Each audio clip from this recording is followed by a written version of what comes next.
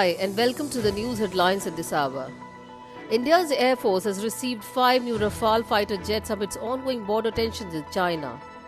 The aircrafts are a part of India's deal with France in 2016 to buy 36 warplanes. Delhi is hoping to modernize its dwindling Soviet-era Air Force fleet with the induction of Rafale multi-role jets. But experts warn that these aircrafts cannot be used right away in case of a conflict. Air Marshal Pranab Kumar Barbora, who oversaw the induction of the Jaguar aircraft fleet, told reporters that the arrival of the Rafale was a welcome move because it will significantly enhance the Indian Air Force's capability. But it will take a while before these aircrafts are fully operational. You have to set up a logistics chain, train technical and ground staff in India, he said. He added that it usually takes 2 years before a new squadron is fully functional. The Rafale squadron will be fully operational when it has at least 18 aircrafts. The delivery of the remaining Rafale aircraft is expected to be completed by next year. The jets, manufactured by French firm Dassault Aviation, took off from France on Monday and landed in the UAE for an overnight stopover. The journey showcased the aircraft's endurance and mid-air fueling capability. The Rafale is a multi-role aircraft capable of carrying out long-range missions, including highly accurate sea and ground attacks. Analysts say the arrival of the jets will boost the morale of the Air Force, which has been facing a shortage of fighter aircrafts.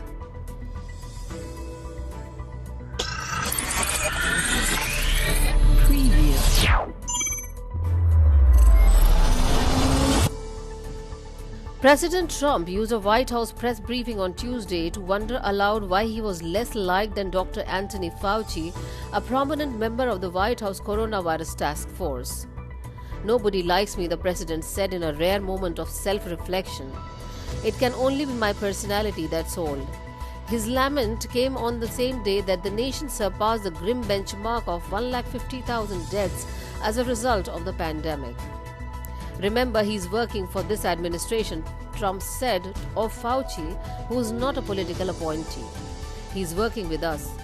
We could have gotten other people. We could have gotten somebody else. It didn't have to be Dr. Fauci."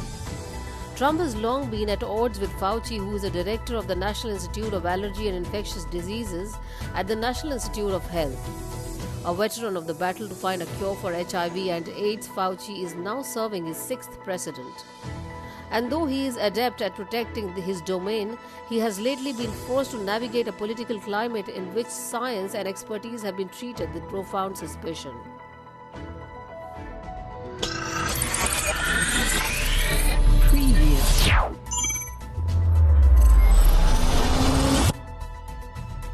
Muslim pilgrims donning face masks and moving in small groups after days in isolation began arriving to Islam's holiest city in Mecca on Wednesday for a start of a historically unique and scaled-down Hajj experience reshaped by the coronavirus pandemic. The Hajj is one of Islam's most important requirements, performed once in a lifetime. It follows a route the Prophet Muhammad walked nearly 1400 years ago and is believed to ultimately trace the footsteps of the prophets Ibrahim and Ismail, or Abraham and Ismail as they named in the Bible. The Hajj, both physically and spiritually demanding, is intended to bring about greater humility and unity among Muslims. Rather than standing and praying shoulder to shoulder in a sea of people from different walks of life, pilgrims this year are social distancing, standing apart and moving in small groups of 20 to limit exposure and the potential transmission of the coronavirus.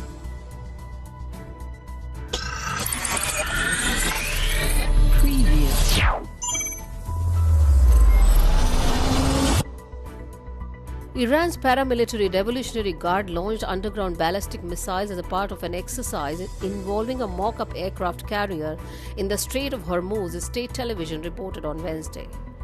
It was the latest barrage in the drill that the previous day saw 2 American bases temporarily go on alert over the launches. Drone footage captured by the Guard showed 2 missiles blasting out from covered positions in what appeared to be a deserted plateau in central Iran, with debris flying up in the air in their wake. The launches took place on Wednesday, said General Amir Ali Hazizadeh, the head of the Guard's aerospace division. He told state television it was the first time the Guard had done this, though the paramilitary force is known to have vast underground bases hiding its ballistic missile arsenal.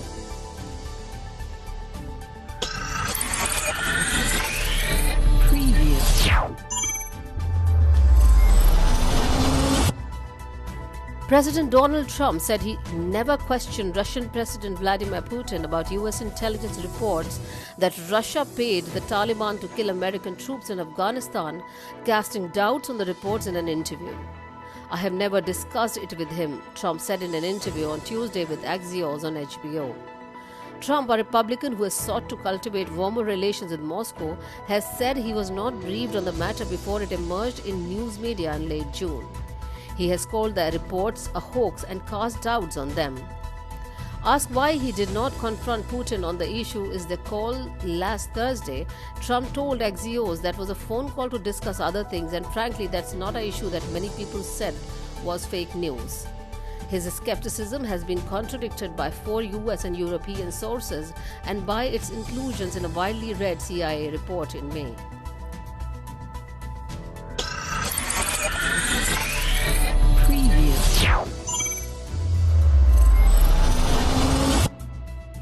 John Louis will lie in repose at the Georgia Capitol in his hometown of Atlanta in honor of the last memorial services for the late Democratic congressman before he is buried. Members of the public will be able to pay their respect to Louis on Wednesday at the state capitol rotunda following a ceremony in his honor. A private burial service in Atlanta is scheduled for Thursday. Louis died on July 17 at the age of 80. Born to sharecroppers during Jim Crow segregation, he was beaten by Alabama state troopers during the civil rights movement, spoke ahead of Martin Luther King's "I Have a Dream" speech at the 1963 March on Washington, and was awarded the Medal of Freedom by the nation's first black president in 2011.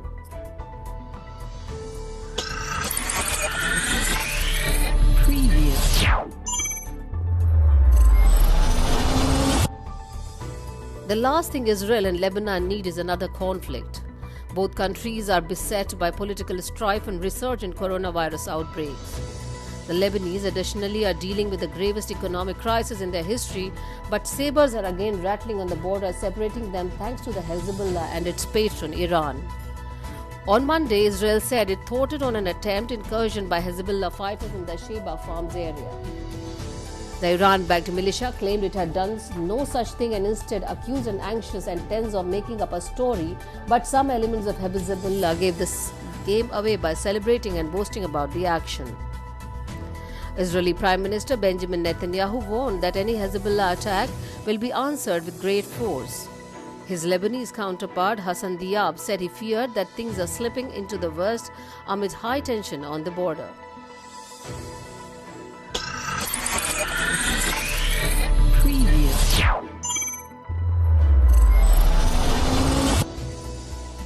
Yemen's leading separatist group will abandon its aspiration for self-rule to implement a stalled peace deal brokered by Saudi Arabia, the group announced early on Wednesday in a step towards closing a dangerous rift between nominal allies in the 5-year war. Nizar Haitham, a spokesperson for the separatist Southern Transitional Council, an umbrella group of militias backed by the UAE, said the separatists would give up their dreams of self-administration over southern Yemen to pursue the Riyadh agreement. The announcement comes after months of infighting in the Saudi-led coalition that saw secessionists seize control of the southern port city of Aden, the interim seat of the internationally recognized government, igniting fierce clashes across much of the south.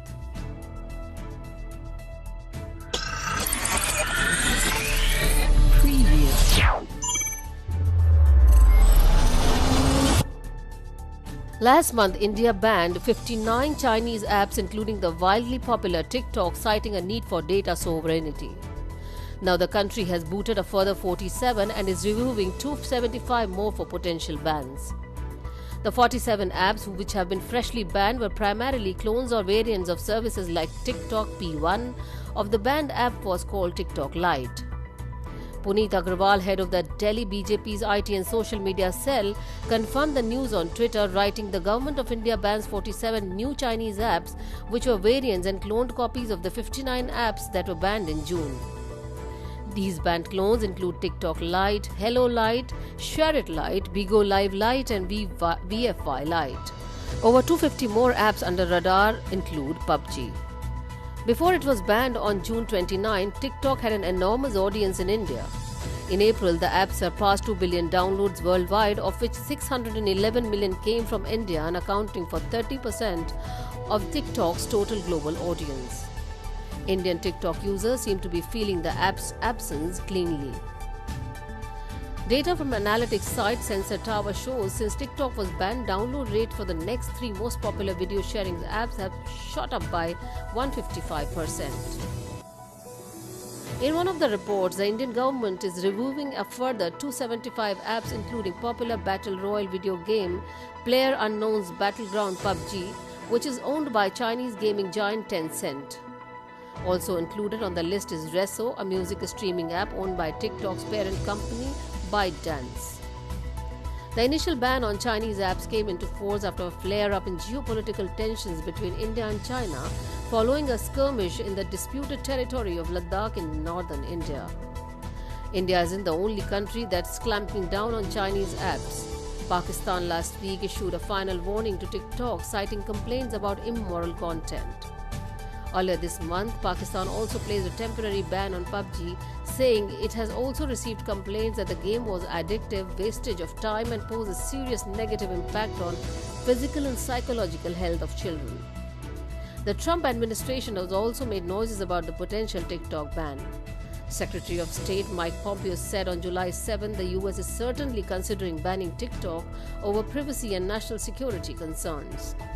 A day later, President Trump said he was thinking about banning TikTok as a means of punishing China for the outbreak of the coronavirus pandemic. Preview.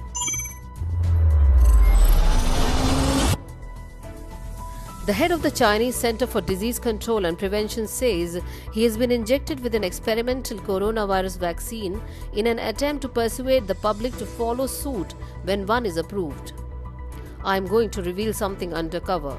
I am injected with one of the vaccines, Gao Fu said in a webinar on Sunday hosted by Alibaba Health, an arm of the Chinese e-commerce giant, and Cell Press, an American publisher of scientific journals. I hope it will work. The press reported earlier this month that a state-owned Chinese company injected employees with experimental shots in March, even before the government approved testings in people, a move that raised ethical concerns among some experts. Gao did not say when or how he took the vaccine candidate, leaving it unclear whether he was injected as a part of the government-approved human trial. He did not respond to requests for comments. The claim underscores the enormous stake as China competes with the US and British companies to be the first with a vaccine to help end the pandemic, a feat that would be both a scientific and political triumph. China has positioned itself to be a strong contender. 8 of the nearly 24 potential vaccines in various stages of human testing worldwide are from China, the most from any country. Gao declined to say which of the vaccines he was injected with, saying he did not want to be seen as doing some kind of propaganda for a particular company. This is Jyoti reporting for Our Voice.